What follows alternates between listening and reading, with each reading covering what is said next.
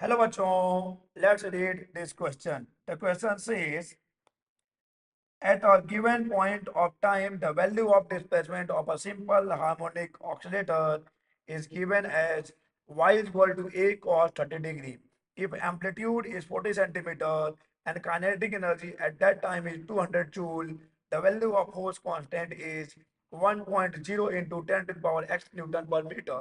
The value of x is, तो चलिए सबसे पहले लिख लेते हैं की concept, and the key concept for this question is simple harmonic motion.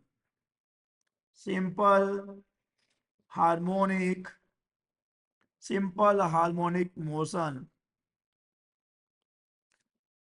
and the displacement of the particle executing simple harmonic motion is given by y is equal to a sin, और हम cos का function ले लेते हैं यहाँ पर a cos omega T plus 5, जहां पर a है एम्पलीट्यूड। और अगर काइनेटिक एनर्जी की बात करते हैं तो काइनेटिक एनर्जी हो जाता है सिंपल हार्मोनिक मोशन में 1/2m omega square A square minus Y square. चलिए कॉन्सेप्ट के साथ हम तैयार हैं, इस क्वेश्चन को सॉल्व करते हैं। क्वेश्चन में गिवन है सिंपल हार्मोनिक मोशन, जो एक हार्मोनिक ऑक्सीलेटर कर रहा है, उसका डिस्प्लेसमेंट इक्वेशन गिवन है। बच्चे क्या गिवन है देख लीजिए। तो गिवन है y is equal to A cos 30 डिग्री। सो वी कैन से कि यहाँ पर ओमेगा टी प्लस 5 दिया है। ओके, हालांकि इसकी जरूरत कुछ पढ़ने वाली नहीं है। ए की वैल्यू गिवन है भाई, ए की वैल्यू कितनी है 40 सेंटीमीटर है, 40 सेंटीमीटर है, यानी कि ये 0.4 मीटर है। और वहीं पे अगर हम बात कर लेते हैं काइनेटिक एनर्जी भी गिवन है।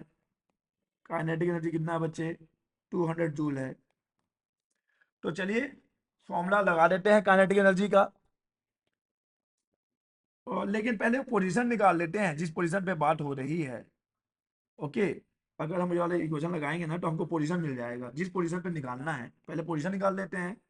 सो y इज इक्वल टू हो जाएगा a cos 30, a की वैल्यू हो जाएगी 40, cos 30 हो जाएगा √3/2, तो y इज इक्वल टू आ जाएगा 20√3 सेंटीमीटर। सेंटीमीटर में है बच्चे, ध्यान दीजिएगा सेंटीमीटर में है। अब आते हैं फॉर्मूला काइनेटिक एनर्जी पर। Kinetic energy is equal to 1/2m omega square A square minus Y square. So kinetic energy 1/2m, देख लीजिए ओमेगा चाहिए भी नहीं हमको, क्योंकि हमको मालूम है ओमेगा होता है √k/m, और यही तो के फाइंड आउट करना है, फोर्स कांस्टेंट। तो स्क्वायर करेंगे तो k/m हो जाएगा। इससे हम m का रिक्वायरमेंट भी खत्म हो गया। और ये हो जाएगा ए square minus Y square, A square minus Y square, और वैल्यू गिवन है 200 जूल। 200 जूल, याद रखिएगा ये एसआई यूनिट में है, और यहाँ पे जो वैल्यूज हमारे पास है वो सेंटीमीटर में है, तो उसको एसआई में चेंज करना पड़ेगा, मीटर में चेंज करना पड़ेगा।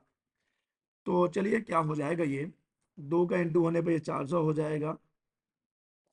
और के यहाँ पर एक काम करते हैं, के को ना उस काउंस में लिख ही लेते हैं। कैसे करते हैं, अगर के चाहिए आपको तो एक काम करो, के इज इक्वल टू हो जाएगा, इधर आकर डिवाइड कर दो किसको, ए स्क्वायर माइनस वाई स्क्वायर को। ये चलिए वैल्यू पुट कर देंगे आप। सो के इज इक्वल टू हो जाएगा 400 डिवाइडेड बाई ए की वैल्यू है 40 सेंटीमीटर, तो इसको लिख सकते हो आप 40 डिवाइडेड बाई 100, इसका स्क्वायर भी है, माइनस ये है 20√3 डिवाइडेड बाई 100, क्योंकि सेंटीमीटर में था, मीटर में किया स्क्वायर। तो के इज इक्वल टू आ जाएगा, ये 100 ऊपर आ जाएगा, 400 इंटू 100, और ये हो जाएगा 40 का स्क्वायर 1600 माइनस, और 20√3 आ जाएगा 1200। तो सॉल्व करने पे हमको के इक्वल टू मिल जाएगा 400 इंटू 100 और डिवाइडेड बाई, और ये आ गया 400 ही आ जाएगा। ओके, अच्छा एक गलती हो गई है, एक गलती, 100 का स्क्वायर भी तो था बच्चे, 100 का स्क्वायर भी तो था ना, 100 का स्क्वायर। तो यहाँ से ये कैंसिल तो हो जाएगा, लेकिन के इक्वल टू आ जाएगा 1.0 into 10 to the power 4 newton per metre. K is equal to आ गया 1.0 into 10 to the 4 newton per metre square. तो यहाँ पे जो वैल्यू पता करना था वो एक्स का वैल्यू पता करना था, तो यहाँ पे एक्स की जगह में 4 है। सो एक्स की वैल्यू कितनी आ गई बच्चे? एक्स की वैल्यू आ गई है 4। So the value of x is 4। So the value of x is 4, x की वैल्यू है 4।